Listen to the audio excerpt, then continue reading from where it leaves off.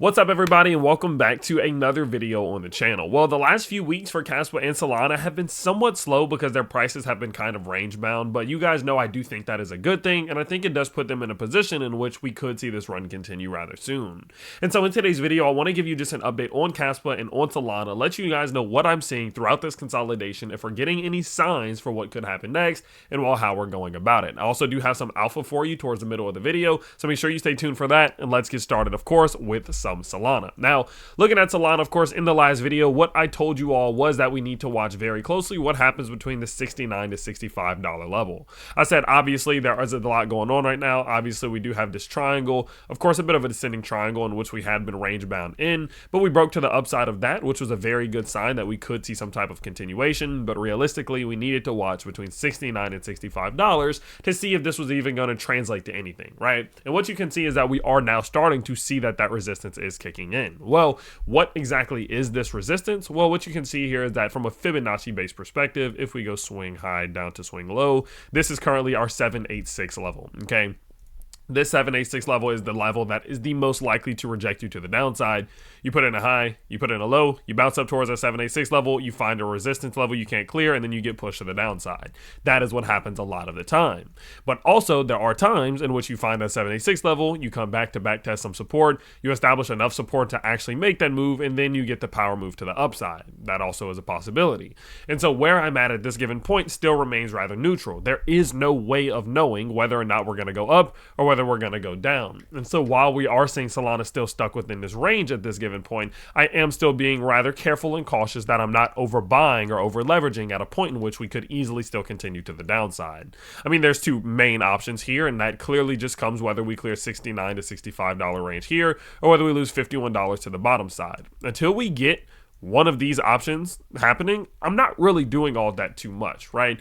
The upside here, the bright side, is that if we can find some support and continue, this is such a strong level of resistance that we're likely to backtest this as support and really continue to what could be upwards of $88 to $90. I definitely think that's within the realm of possibilities. But equally on the flip side, what you have to understand is that if this does continue to get forced to the downside, in situations in which you get a full rejection off the 786 level, you easily, and I mean easily, can get that new macro lower low, which would look like us falling below $51, and in my opinion, pushing back down as low as $40 to the downside. So what you can clearly see is there's a huge range right now, and there is not anything that is clear at this given point. Yes, our indicators are overbought, right? Yes, we are extended to the upside, but in the same breath, we've gotten a beautiful reset to the downside, and we've opened up all this door of opportunity, which could look like one more move to the upside before maybe some more macro pullback from that given point. Okay, so with everything being so 50-50, with everything just at a point in which it is not clear what's going to happen, in my opinion, the best thing we can do at this given point is simply just dollar cost average,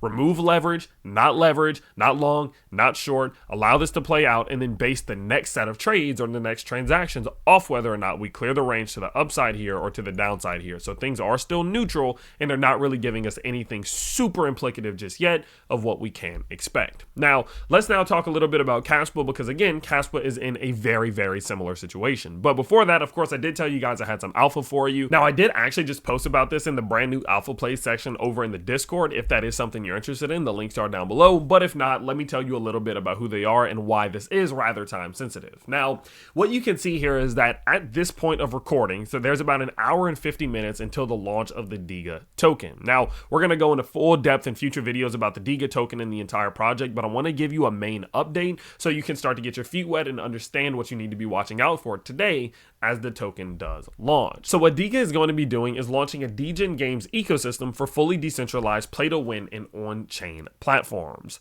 This is going to be a platform in which they're going to launch their own games like they have already, which we're going to actually play and cover in a future video, as well as other companies will be able to onboard and implement their own games on this platform as well. Now, what's cool about that is as we do start to see these games launching and as we do start to see more and more people using the platform, that's going to generate more revenue, as there are many different ways for them to generate revenue as people do continuously play the game, pay fees, and things of that nature. nature. Now, what I like is the fact that there's a revenue share model for the NFT holders, which we will talk about in the future about all of the different NFT options that you have. But there's another model in which they're going to be doing buybacks with that revenue for the token, which is launching today. And so what I wanted to do is make you aware of what they're doing and what their plans are and why this is a company I'm an advisor for, because in my opinion, if they do implement this correctly, their token can do extremely well. Now, I know a lot of you like to just wait and watch and see how it goes once the launch does happen. So the launch is happening extremely soon. So keep an eye on it and keep an eye for future videos as I do give you even more information about Diga, who they are, what they do, and well, how we can make the most gains from them as possible. But with that said, let's finish off this video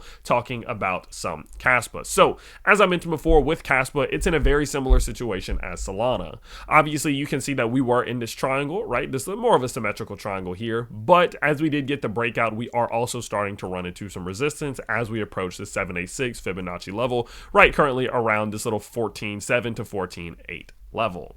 Now, considering the fact that we have such a key level of resistance sitting right above us, and it's the all-time high right around 15.1 or 15.5, sorry, I think that we're also in another consolidationary period for Kaspa, just like Solana, in which we shouldn't do too much. There is a very strong possibility that we will break through this thing and then use this to climb backwards or back up to what I would hope to be, 20 cents, 21 cents. But in the same breath, again, we're just like Solana. We are rather overextended to the upside. Although we do have some room up here, we're coming off of some major bearish implications.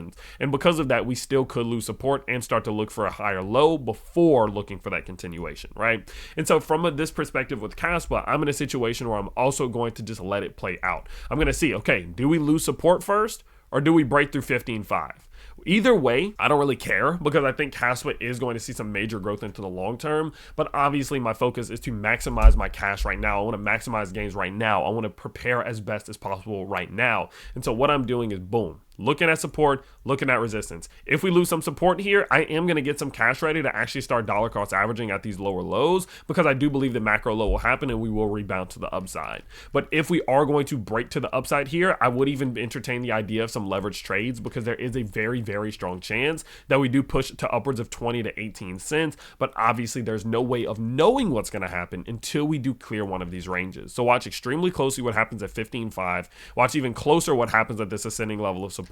Once we do get a move from either below this or above this, I will update you and let you know what my immediate move is. So make sure you do turn on notifications so you don't miss it. I hope you guys do enjoy these updates. And even in the moments where not much is happening, I do like to make sure you understand where I'm at, what I'm thinking, what I'm looking out for. And so if you do appreciate that, let me know down in the comments below and I will see you there. Peace out, everybody.